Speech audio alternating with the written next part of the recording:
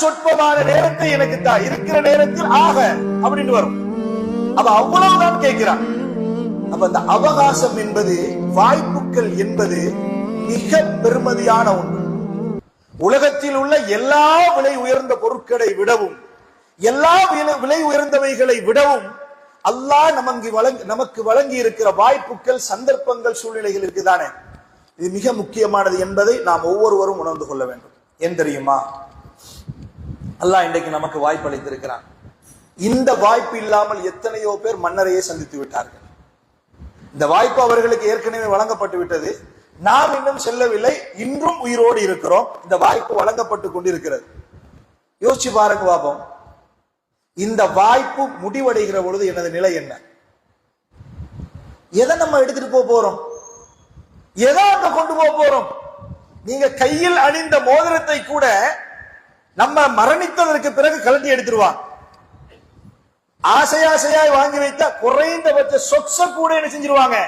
கலட்டி எடுத்துருவாங்க. எடுத்து போட்டு உனக்கு வெள்ள ஆடுறாண்டா சரி அப்படின்னு சொல்லி போத்தி நம்மளை கொண்டு வந்து அனுப்பிடுவாங்க.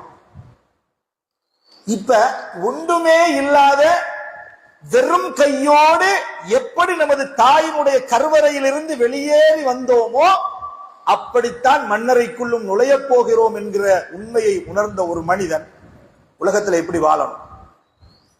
அப்ப இந்த உலக வாழ்க்கை மறுமைக்குரிய சேகரிப்பு, அல்லாஹ் தஆலா தந்திருக்கிற வாய்ப்பு. இந்த வாய்ப்பை தான் மரண நேரத்தில் கேட்கிறான். அதனாலதான் அல்லாஹ் தஆலா சொல்கிறான், என்ன தெரியுமா? அப்படி ஒரு வாய்ப்பு திருப்பி ஒரு முறை கொடுக்கப்பட மாட்டாது. இதா ஜாஅ அஜலுஹும், அவர்களுடைய அஜல் வந்து விட்டால் லா யஸ்தஅகிரூன சாஅத்தன் வலா யஸ்தக்திமூன், இறுதிய நேரத்தில் அவருடைய உயிர் கைப்பற்றப்பட்டு விடும் என்கிற செய்தியை அல்லாஹ் தஆலா திருமறையிலே பேசுகிறதை நாம் பார்க்கிறோம்.